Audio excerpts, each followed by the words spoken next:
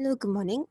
For today's webinar, we'll be going through IREIT Global's initiation, as well as some information on IREIT Commercial REIT's IPO. Next, we'll have CapitaLand Mall Trust, Frasers Centrepoint, as well as Singapore Exchange quarterly results. And lastly, we'll end off with Banking Monthly, as well as the Singapore Weekly. Today, we'll be discussing about IREIT. We initiated an accumulate recommendation on IREIT on 22nd January at a target price of 88.5 cents. Briefly introducing IREIT, IREIT primarily invests in European real estate used for office, retail, industrial and logistic purposes. Its portfolio currently comprises of the following: 5 freehold office properties in Germany and a 40% stake of 4 multi-tenanted freehold office buildings in Spain. For this stock, we identified a few key highlights in risk. Firstly, we like the stock given that there is high income visibility coming from stable leases locked in for the next 2 years, as there are minimal expiries till 2022. The portfolio also exhibits a long portfolio WALE of 4.4 years, which is higher than the average WALE of 2 to 3 years for commercial Singapore REITs. IREIT's portfolio is also largely made out of single-tenanted leases, with key tenants like GMG and DRB contributing majority of the portfolio. So you can see from the chart on the left, the two tenants make up approximately 86% of the portfolio. GMG is a wholly owned subsidiary of Deutsche Telekom, which is one of the world's leading integrated telcos, and DRB is Europe's largest statutory pension insurance company. We also see high average portfolio occupancy of 99.7% for the German portfolio that contributes 94% to the overall gross rental income. Therefore, we are actually expecting IREIT to deliver stable dividends at yields of 6.9% in fiscal year 20 and 21. We also like IREIT now that it has CDR on board as a major shareholder along with CapitaLand, TC for short. Post-acquisition of the 80% stake in IREIT's manager, TC has provided IREIT with a local footprint and experienced ground team to manage existing properties in terms of asset, tenant, and property management. Leveraging on TC's reputation and presence, IREIT is also offered real estate deal flows in Europe for prospective acquisition opportunities. With CDL's acquisition of a 50% stake in the manager and 12.4% stake in IREIT, we believe that IREIT is part of CDL's strategic move to build out their fund management business, given that they have a target to achieve US $5 billion in AUM by 2023. We are also hopeful that CDL may be able to offer IREIT with a European pipeline of assets. The recent acquisition of the Spanish portfolio actually showcased the multiple layers of support provided by both shareholders to build IREIT as their European platform. So firstly, IREIT was able to secure the properties at a collective discount of about 3.3% to their valuation by taking advantage of TC's network and knowledge of the local markets. TC also offered IREIT a call option to acquire the remaining 60% of the portfolio at market price with a floor. The call option is for 1.5 years. Lastly, CDL also extended a bridging loan of 32 million to IREIT in order for it to secure the properties, because the sale actually required speed and execution certainty.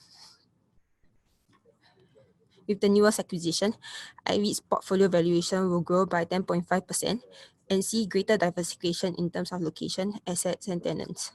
Post-acquisition, IREIT will see a 9.5% exposure to Spain, and its biggest asset, which is Berlin campus, will see a reduction in gross rental contribution by 2%. The multi-tenanted Spanish properties will also introduce 28 tenants, increasing tenant and trade diversification to IREIT's portfolio. There is also the potential for IREIT to increase occupancy through active lease management and see positive rental reversions, given that the leases currently are actually about 7.5% below market rents. Okay. So in terms of risk, we find that IREIT still displays high concentration risk by country, asset and tenant mix, as the contribution from the Spanish portfolio is small. Growth for IREIT is limited by rental escalation rates that are linked to muted CPI growth in Germany, and the leases are also leased at market. What this means is that we will not be seeing rental revergence from the leases that expire from Germany. Lastly, there will there will be foreign exchange risk, as approximately 20% of their distribution income is not hedged. Overall, we still like both office markets in Germany and Spain, given that they show promising macroeconomic fundamentals with strong demand in the letting market. Rents are expected to trend upwards as vacancy rates remain low, especially in prime areas where quality supply is actually tapered. We initiate coverage on IREIT with a cumulative rating and a DDM derived target price of 88.5 cents. Okay, so next we'll be talking about IREIT Commercial REIT's IPO. IREIT Commercial REIT principally invests in commercial real estate and real estate related assets in the UK. The portfolio is 100% occupied by one main tenant, which is DWP, which is the UK government's largest public service department that is responsible for crucial welfare, pensions, and child maintenance services for approximately 20 million claimants. It has a defensive nature where the tenant sees more claimants when the economy is down, and the leases are actually triple net leases with a WALE of about 8.6 years. So here are some of the details. The total number of units to be offered is about 114 million units, with approximately 5.7 million available for the Singapore public offer. And the offer price is actually $1.21 Singapore dollars. And the offer closing date is actually tomorrow at 12 p.m. February 4th. Yeah, so if you'd like to subscribe to it, you should probably do it soon. The REIT will be listed on February 6, 2020. Okay, so sorry, Natalie will go through CapitaLand Mall Trust earnings results. Hi, so CapitaLand Mall Trust released their earnings 4Q 2019 and full year 2019 financial results about 2 weeks ago. So for 4Q results, gross revenue was up by 12.7%. This was mainly due to the consolidation of Westgate upon the acquisition of the remainder 70% stake. So this led to an increase in NPI and distributable income, and DPU grew by 4%.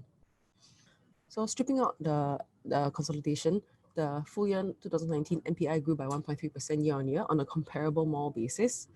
So the higher NPI actually helped to drive net asset value higher, and this resulted in a revaluation gain of $17 million. So despite the weaker retail sector outlook, as well as the substantial retail supply hitting the market in 2019, CMT managed to register positive rental reversions from 0.4% to 3.5% across all malls except for Raffles City, Clarke Quay, and Bedok Mall. So at 12 out of 15 of their malls, they actually managed to register this positive rental reversion. Portfolio occupancy remains high at 99.3% as at 31st December 2019, and tenant retention was high at 83%.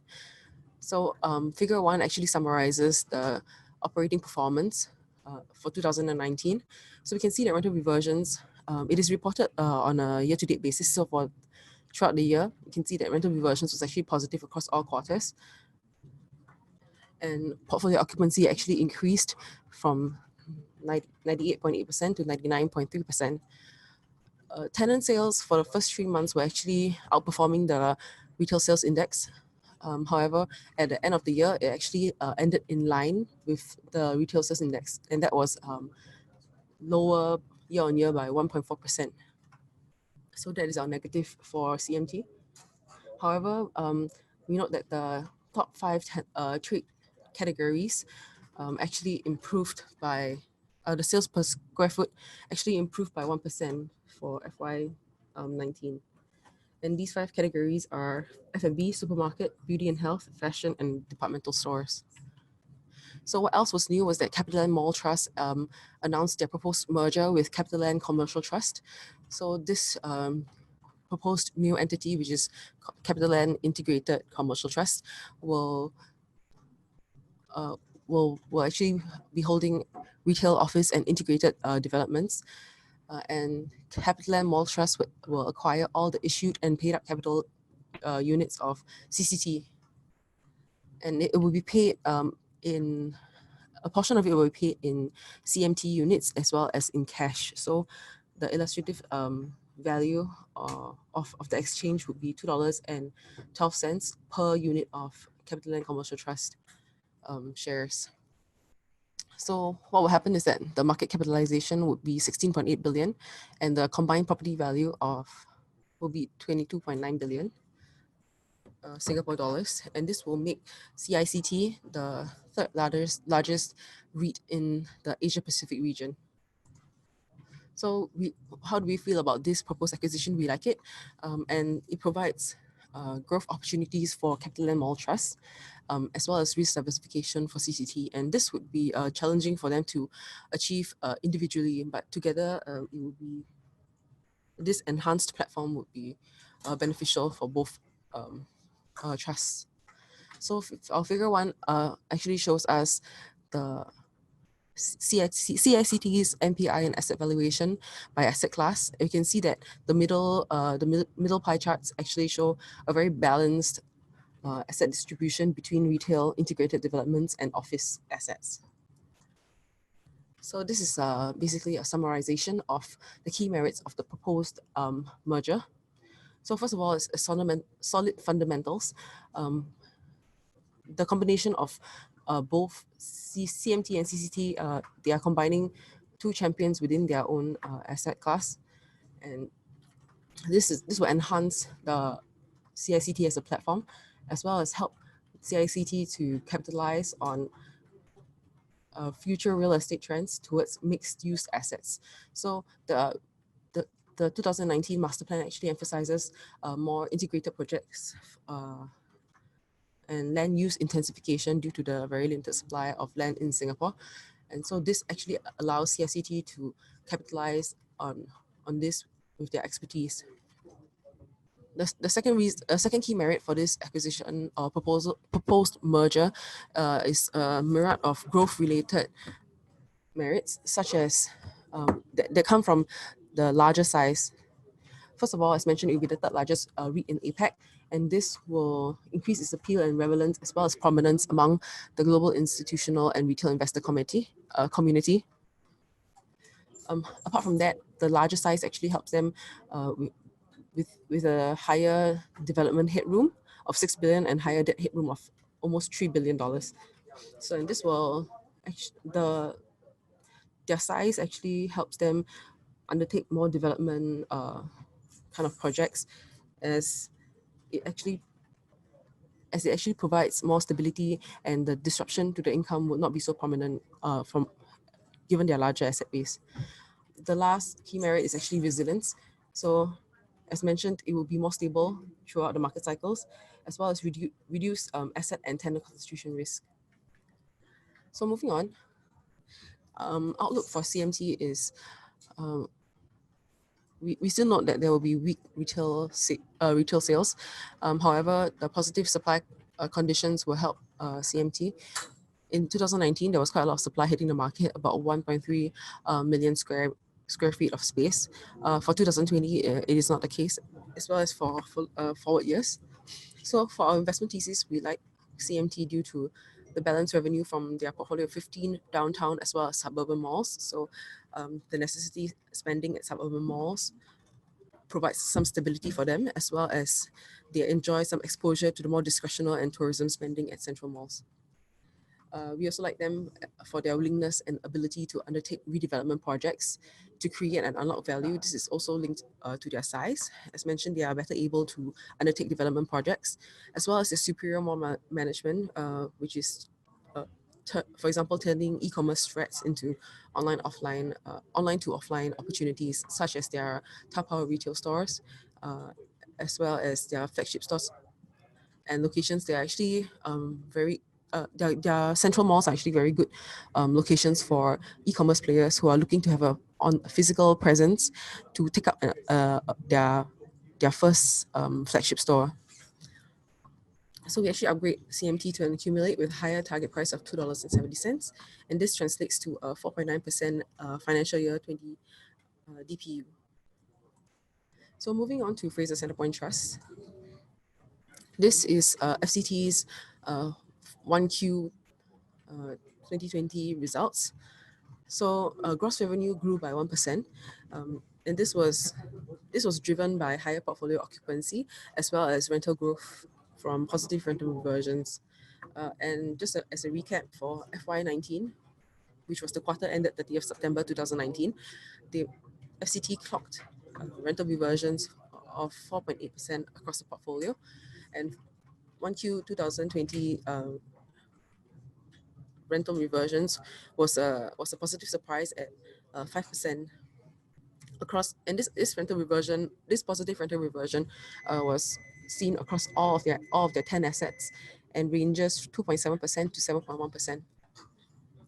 Portfolio occupancy also improved by 80 basis points quarter on quarter and 110 basis points year on year. This is mainly attributed to Causeway Point, where the reopening of the underground passage link actually allowed allowed their F&B tenants to reopen, as well as at Anchor Point, where the occupancy increased by 14.5 percentage points. So on the negative side, we note that similar to CMT, the tenant sales also fell, but it fell by 0.5% year on year. This was largely transitional due to the absence of the contribution from F&B tenants at Causeway Point Link. So as mentioned, right, the link was actually opened in December 2019, so it will start contributing from then. In terms of outlook, the three of FCT's largest malls, which is North Point, North Wing, Causeway Point, and Waterway Point, they're expected to performance is expected to improve due to the enlarged catchment size and connectivity. We maintain our accumulate on FCT with an unchanged target price of $3.11, and this translates to a distribution yield for 2020 of 4.5%. We also, the last part for me will be our site visit to BHG Retail REIT in China. So some background about BHG Retail REIT. They have a portfolio of 3.6 billion renminbi, and their portfolio comprises of 6 community malls, 2 of which are on master lease. So for their multi-tenanted assets, they are in Beijing, Chengdu, as well as 2 malls in Hefei. They enjoy a very high occupancy of 98.6% as at September 2019, and a relatively long WALE of 3.4 years. So what's new with BHG REIT is their proposed acquisition of Beijing PataLand outlets on the 2nd of December 2019, and this will increase their pro forma DPU and net asset value by 5.8% and 2.4% respectively. So figure 1 on the right actually shows you the peer comparison for BHG Retail REIT, and for FY18, DPU yield with and without distribution waiver are 7.2% and 5.5% respectively. So some of our highlights include, we noticed that there was active management at BHG's community malls, and that helps to keep the mall relevant amidst the e-commerce struggle, which is quite prominent in China. So the community malls are actually anchored by supermarkets, which actually mean necessity spending, and about 40% of tenants in Beijing Wanliu provide retail and services targeted at children and preteens. So these kind of services include educational and enrichment classes, calligraphy, arts and crafts, baking classes for teens and children.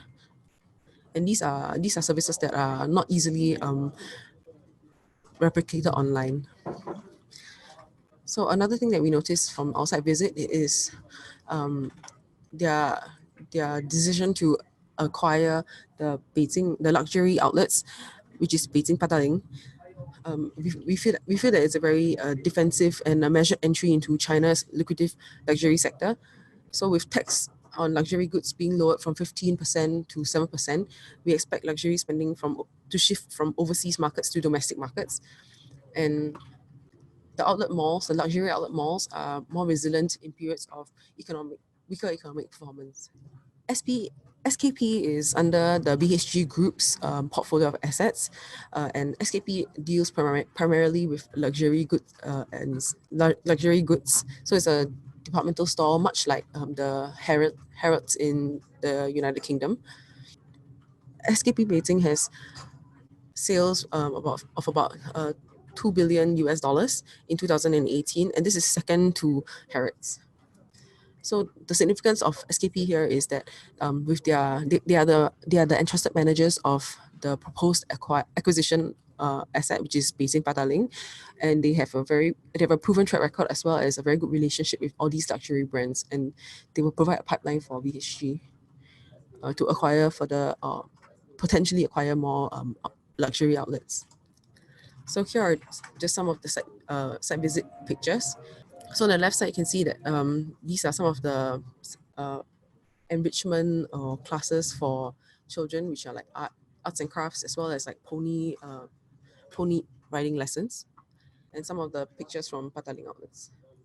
Okay, that's all for me. I'll move on to Wee Kwang with Singapore Exchange. Good morning, everyone. So now I'll be talking about Singapore Exchange second quarter 2020 results. Okay, so we will maintain a neutral call with a target price of $8.52. Yep, with their second quarter results, we see some positive signs. So SGX recorded the best second quarter results over the past 5 years, with revenues of 232 million and a net profit of 99 million. So across all the different business sectors, we can see that other than equities, which remain flat, the fixed income, currency and commodities, as well as the data connectivity and index business both grew. Then we also see that in the upcoming 2 quarters, we are expecting a sustained pipeline of listings across all asset classes. So first of all, there's for bond listing is expected to benefit from the enhanced global Asian bond grant scheme. So this enhanced scheme will allow for international bond issuers who are intending to list in Singapore to get some grants. And in terms of the equity side, well, the IPOs listings will be on track to exit the whole of financial year 2019. So right now we are seeing that the IREIT REIT is going to IPO soon, and although the Transcap IPO has been held off, we are expecting it maybe the second half of 2020, the financial year 2020 it will be back as well. And lastly, one of the major news announced by SGX was the acquisition of Scientific Beta, an index firm. So this will allow SGX to scale up their DCI business, which is currently only comprising about 10% of their business.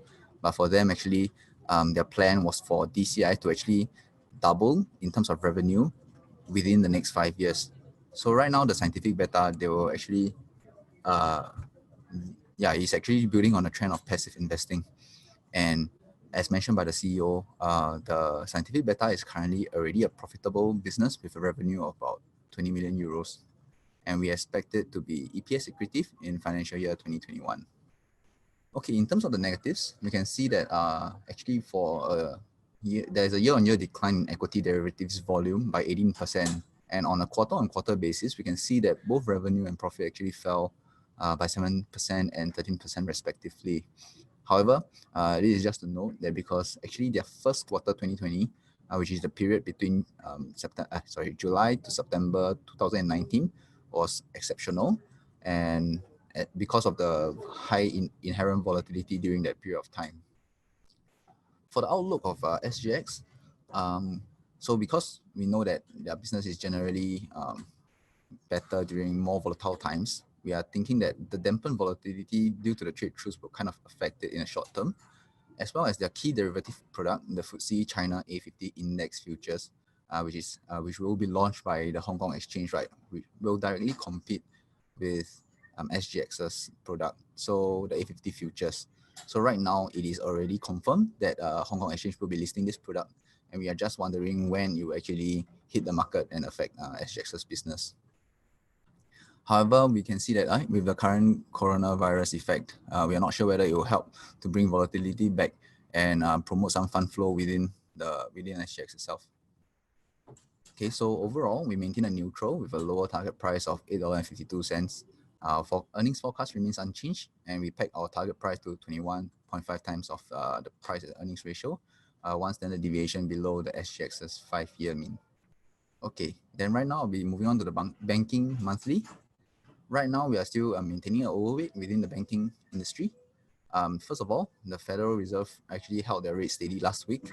So it was a unanimous decision by the 10-member panel because right now I think the inflation is still held under their targeted rate of 2%. So we are expecting the rates to be kept steady, especially now there's the coronavirus also causing the panic in the equity markets.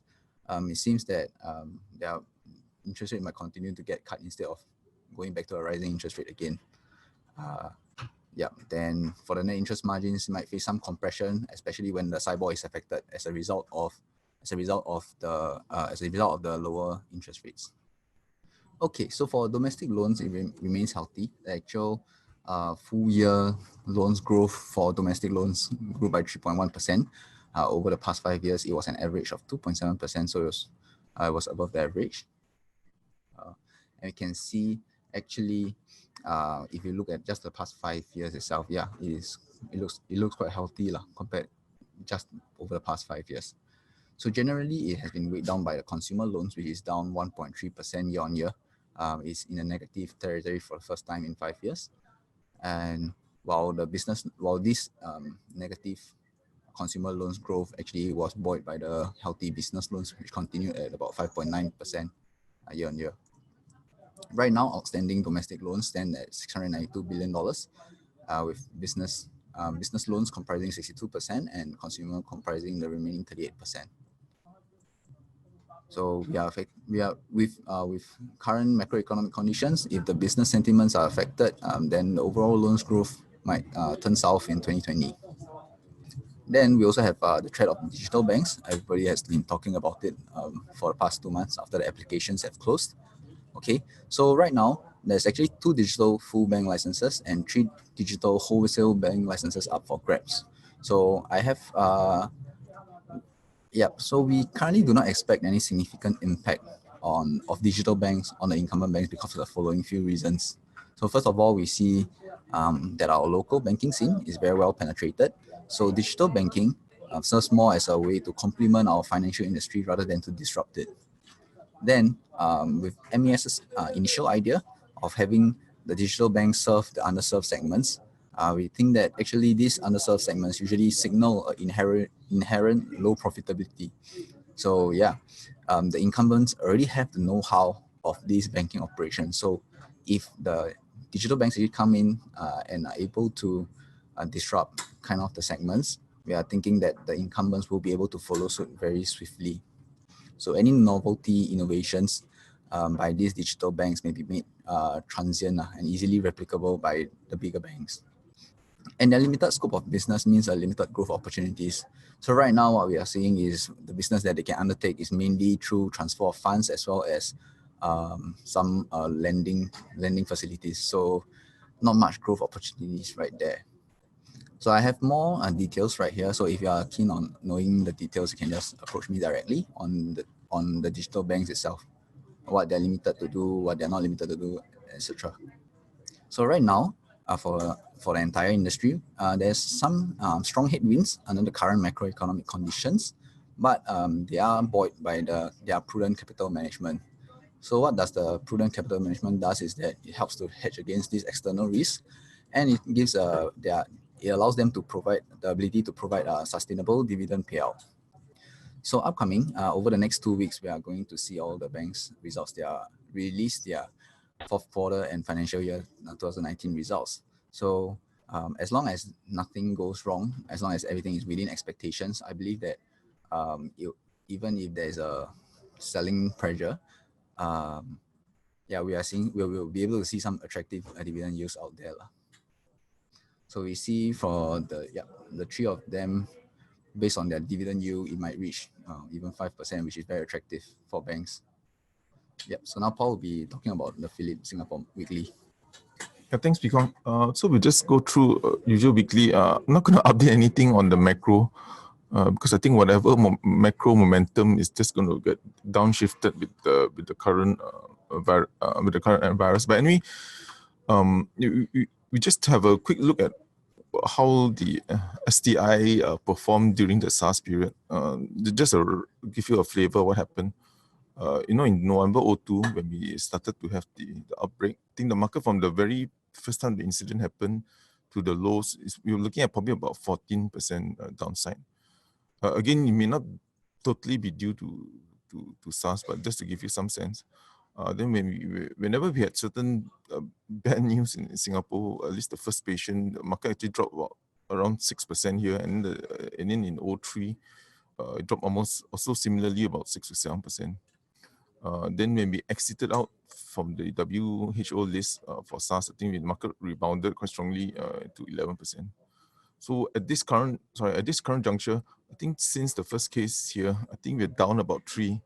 So I mean, this is purely guesswork, but because it's still a live event. But I think with the current situation, we probably could look at another 2-3% downside to the market, because the last, as we saw in the last SARS event, whenever there was, the market will actually drop at least 5 to 7%, 6 to 7%, sorry, before it actually kind of recovers.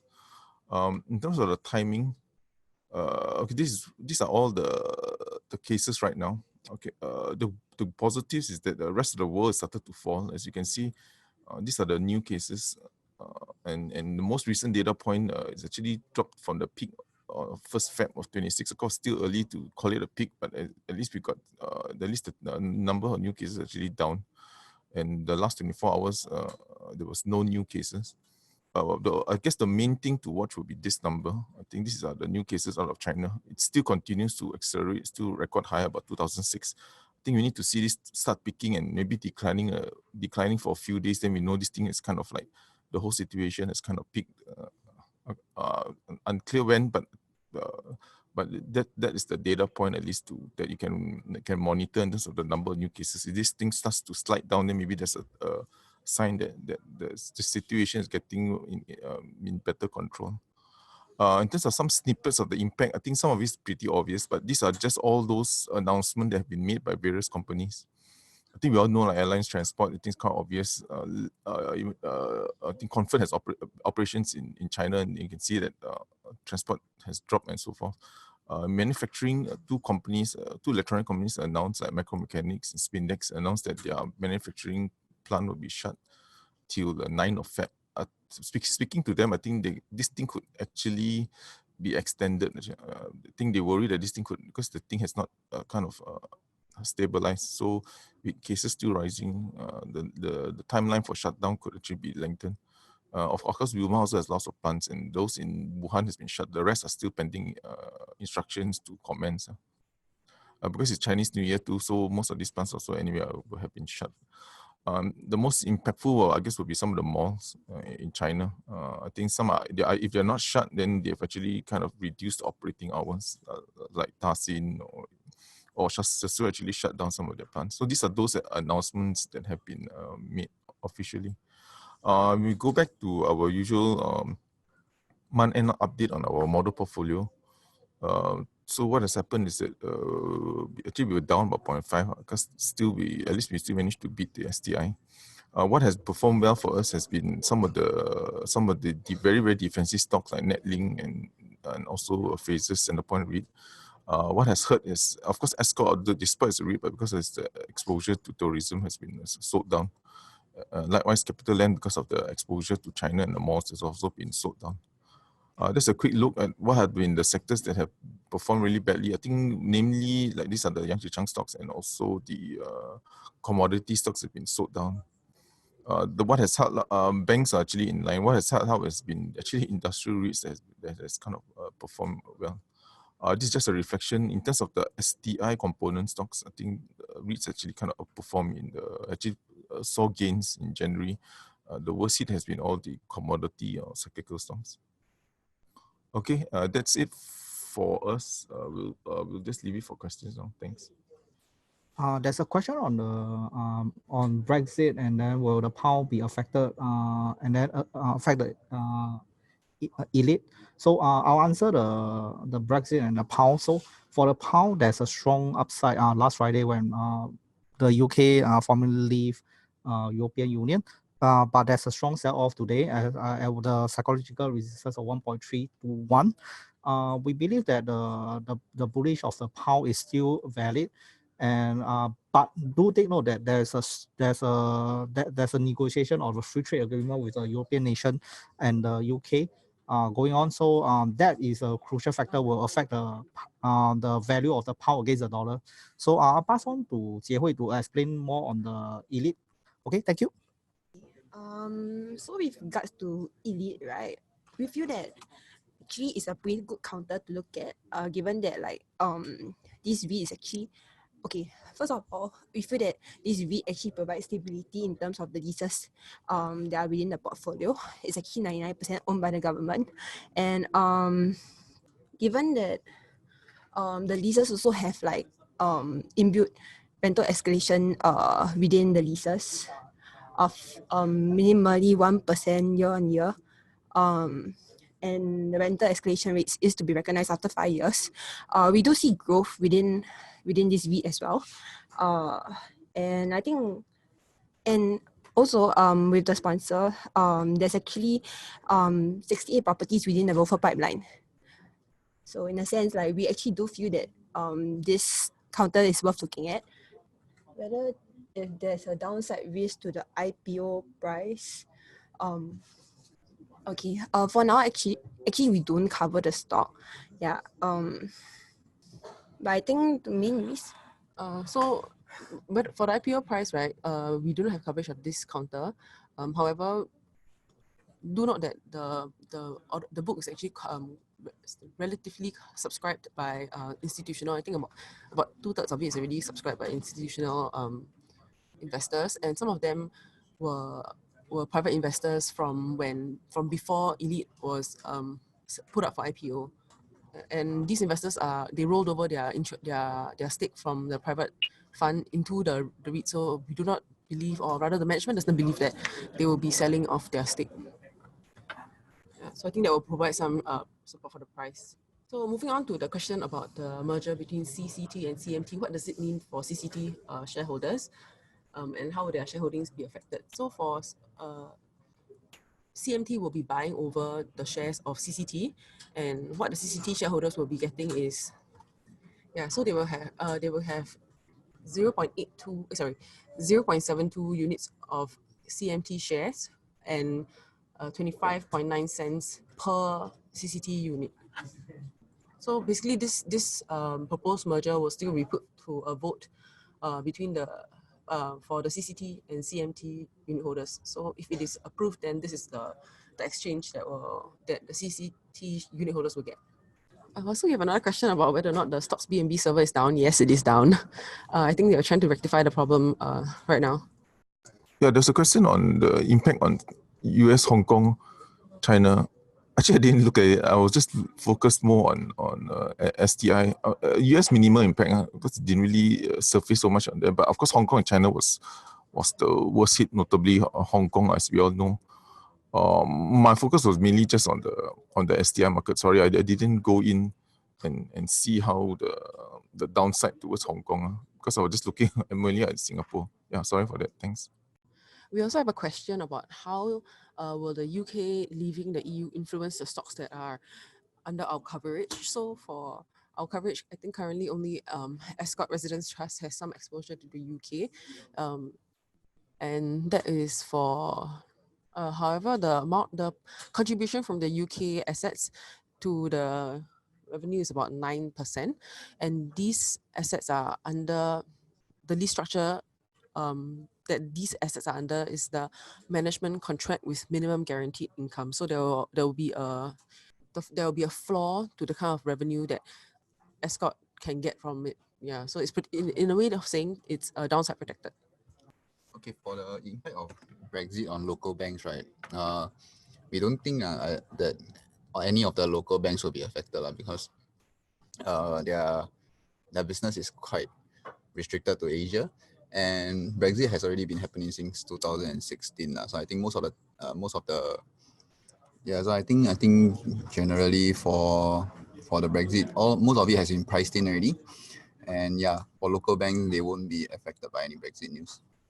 Yeah, okay, we got one question. Are there any defensive shares that we can purchase should the Wuhan virus drags on? I think thematically, you just want to avoid, I'm just looking at your worst case scenario. Basically, you just want to avoid China come Asia. So in our universe, you probably just that will lead you to just buying all the REITs that are with overseas assets. IREIT, Manulife REIT. I think these are the ones probably they will get affected really, really indirectly, minimal impact. So basically those REITs where their assets are either in Euro and US, I guess that will be the most defensive. And of course, Netlink has already run, so probably those are the ones that will give you the best so-called defense if you want to come to a worst case scenario. Okay, there's another question. What's the expected impact of the China-US trade relations on the Singapore market in 2020? Obviously, excluding this Wuhan virus issue, obviously be positive. I think the news of trade war, I think especially for last year, the last 2 years has really hurt the Singapore market. Whenever we get news, I don't have the chart to show you, whenever it's in our previous slides, but whenever you have news on our trade war breaking out, always Singapore gets affected because obviously we are the most exposed to any trade. Our exports to GDP or trade balance to GDP is one of the highest in the world. So obviously we're the most affected if there's any impact on trade. The other side benefit is that even though there is a so-called trade truce, at least there's still a lot of manufacturing shifting out of China into Malaysia, and that will obviously benefit Singapore indirectly, and also directly some of those electronic companies that have plants in Malaysia, in particular Johor. I mentioned before I was in there for a short trip maybe 2 months ago. Some of these metal stampers already said that their capacity is full. Because what has happened is that a lot of Chinese capacity, even Chinese OEMs themselves are moving out from China, coming to Malaysia. So you get this effect, and even with this trade truce, a lot of the tariffs are still being imposed. Okay, for the update on the local banks, DBS, UOB, and OCBC, they do not need to bid. Okay, just to let everyone know, they do not need to bid for the digital banking license in order to go into digital banking because they are already a full bank under the Singapore regulations. So right now, anytime if they see something that is attractive from the digital banking side, they will definitely be able to enter, especially with their current know-how of the banking industry. Yep. Yeah. We got one question. Do you think is the percentage drop of those channels related stocks due to the virus? I think so far we've seen some of these stocks drop as much as mid-teens. I think because this is our chartist is going to come out with a report on some of those bomb out stocks on like what is a good price to enter. I think this is more on there's not hard to point any fundamental kind of timing for it. So that's why we're going to use technicals to kind of help investors. So he's going to probably just issue a report, but so far we've seen some stocks like even Yang Jichang and CapitaLand and some of these drops some have dropped as much as mid-teens. I think that's the level in terms of the share price reaction. Another question is any data on companies moving out of China? Really no. We find it hard. The only data point that we could find is investment approvals in Malaysia for electronic companies. So that spiked to a record high. That was the only data point that we get. Outflow, usually you can't show. Maybe we try and look for some FDI outflow, but I'm not from China, but or domestic firms doing outflow investments. But that's not really representative because you're not capturing the multinationals moving out. You're only capturing local firms. So we don't really have any good data point on the outflow. The only one we got was inflows, of course. Of course, Singapore also had record FDI. I don't think it's related to China, but those are some of the data. We probably try to look for more and try to publish out. Thanks. Or the impact on the outflow, or very hard to isolate. You get all this data, but sometimes it's very hard to isolate what is due to the trade and what is due to what. But we'll try and look for it. I'll ask our China analysts to try and look for it. But it's a good question. We'll try and find out if we can. We'll try and post it for you guys. Thanks for the question. Hi everyone. If there's no other questions for today, we will end the webinar here. Thank you for joining.